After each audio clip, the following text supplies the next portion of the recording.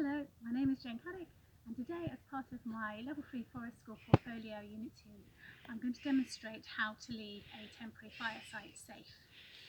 So I've just had a small fire, just enough to sort of boil a bit of water for a cuppa, and the fire's now dying away. I don't need it any longer, so I'm going to disperse the remaining wood just to stop it from catching fire. I'm just going to let that go down a little bit.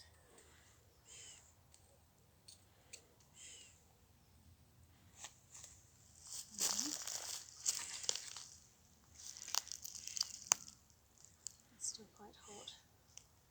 Just let it cool for a bit.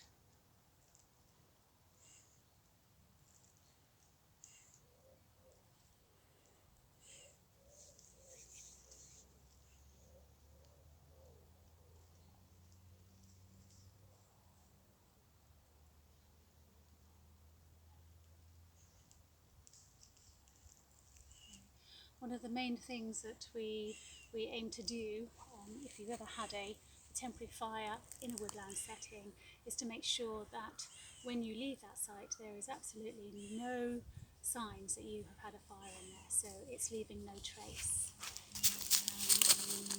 Okay, so I'm now going to add some water. I'm going to keep my fire gloves on just as a precaution, and I'm going to pour the water on it from the outside in a circle.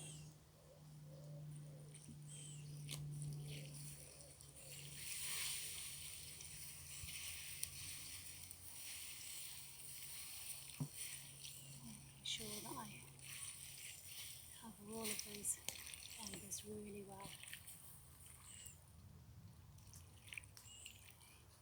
Let that soak in a minute.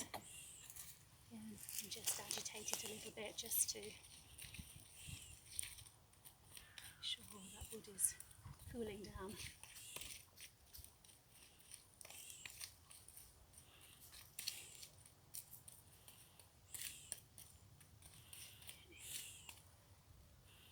What I want to do is to make sure that it's cool enough so that I can then actually handle it to then flow back out into the woods. And so I'm just going to wait a couple more minutes just while the water cools it down as well. I want the water to get absorbed into the soil as well, so that there's no chance that there's any sort of smouldering going on underneath. I did make sure that this isn't a peaty soil, or that there's no sort of tree branches or anything, or roots rather, underneath it. Okay. Now let's stop.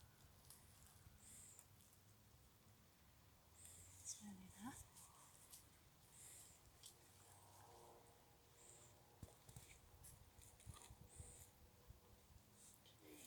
The way to test to see whether it's cooled down enough is I can feel that there's no residual heat coming off of that now, and I can actually test it with the back of my hand, and I can feel that that is now cold to the touch. So I'm happy that that is now completely extinguished. So I'm now going to scrape up all the embers, and I'm going to throw them out back into the woods where I gathered them from initially.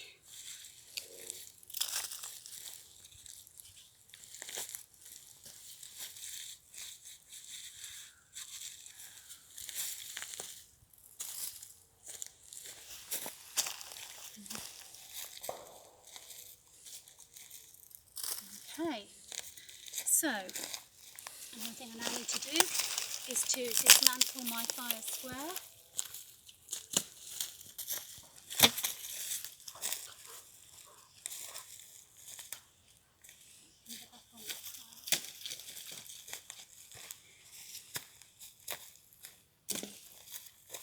And the final thing I need to do is to make sure that this now is all covered up, and it started off with leaves all over it and soil, so I'm now just going to make sure that that all goes back on and covers up the area where I have my fire.